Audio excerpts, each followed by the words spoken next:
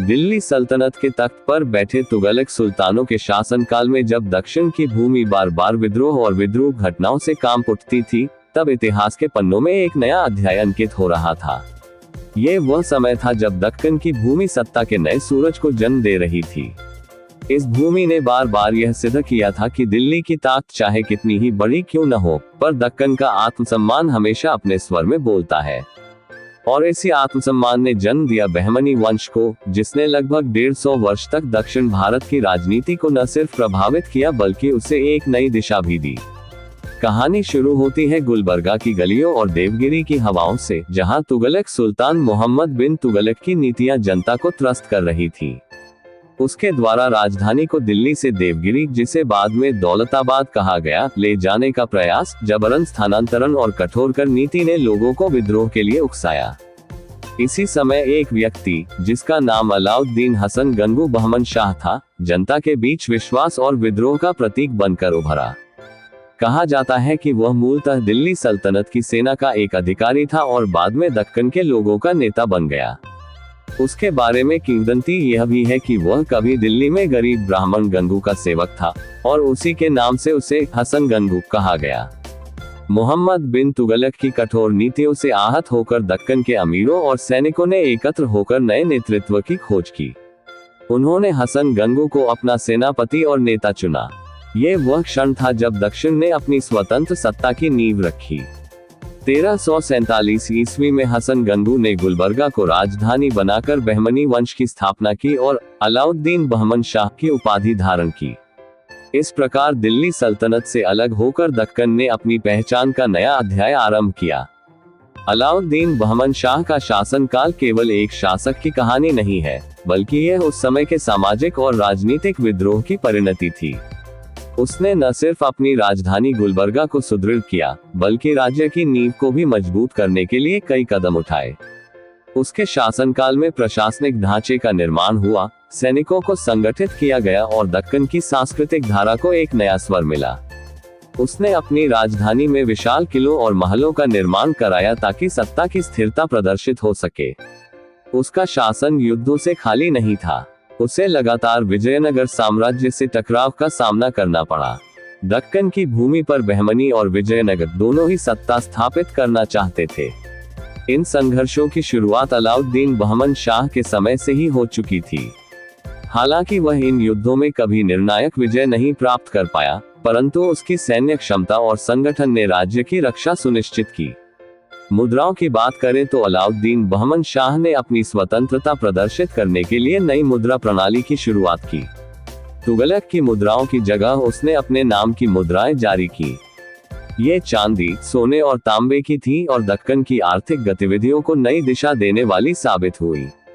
विदेशी यात्रियों और इतिहासकारों ने भी उसके शासन का उल्लेख किया। फारसी और अरबी इतिहासकारों ने लिखा कि अलाउद्दीन बहमन शाह ने दक्कन की जनता को एक नई पहचान दी। उसके शासनकाल की सबसे बड़ी उपलब्धि ये थी कि उसने दक्कन की जनता के मन में यह विश्वास भर दिया कि दिल्ली की छाया के बिना भी वे स्वयं स्वतंत्र और शक्तिशाली हो सकते हैं। यही कारण था कि बहमनी साम्राज्य धीरे धीरे दक्षिण भारत की राजनीति का एक प्रमुख केंद्र बन गया। अलाउद्दीन बहमन शाह ने अपने जीवन काल में कई बार विजयनगर और अन्य दक्कनी शक्तियों से संघर्ष किया, परंतु उसका मुख्य उद्देश्य एक स्थिर राज्य की नींव डालना था। उसने अपने दरबार में ईरानी और अरबी विद्वानों को सम्मान दिया, जिससे दक्कन में फारसी संस्कृति का प्रभाव और अधिक गहरा हुआ। 1347 से लेकर 1358 ईस्वी तक उसने शासन किया। उसकी मृत्यु के बाद उसकी विरासत ने आने वाले शासकों को शक्ति प्रदान की। बहमनी वंश अब दक्षिण भारत की राजनीति में स्थापित हो चुका था और इसकी गाथा आने वाले राजाओं के माध्यम से और भी विस्तृत होने वाली थी। अलाउद्दीन बहमन शाह की मृत्यु 1358 ईस्वी में हुई और उसके साथ ही एक ऐसे युग का आरंभ हुआ जिसमें बहमनी सत्ता को बार बार चुनौतियों का सामना करना पड़ा, किंतु इन चुनौतियों ने ही साम्राज्य को मजबूत किया। सिंहासन पर उसका उत्तराधिकारी मोहम्मद शाह प्रथम बैठा। मोहम्मद शाह ने पिता की विरासत को संभालते हुए 1358 से 1375 तक शासन किया। ये समय बहमनी वंश के लिए संघर्ष और संगठन का था। मोहम्मद शाह प्रथम का सबसे बड़ा योगदान ये था कि उसने विजयनगर साम्राज्य से लोहा लिया। दक्कन की धरती इन दोनों शक्तियों के बीच रणभूमि बन चुकी थी। तुंगभद्रा और कृष्णा नदियों के क्षेत्र में दोनों साम्राज्यों की टक्कर लगातार होती रही। मोहम्मद शाह ने विजयनगर पर कई बार आक्रमण किए और कुछ क्षेत्रों पर विजय भी प्राप्त की। उसने अपने राज्य की राजधानी गुलबर्गा को और अधिक सुदृढ़ बनाया तथा वहां भव्य महलों और मस्जिदों का निर्माण कराया।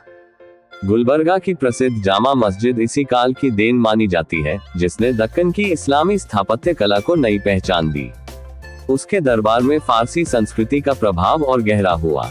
प्रशासनिक भाषा फारसी बनी और विद्वानों, कवियों तथा कलाकारों को दरबार में सम्मान मिला। यह समय वह था जब बहमनी दरबार न केवल राजनीतिक शक्ति का केंद्र बना, बल्कि सांस्कृतिक समन्वय का भी केंद्र बन गया।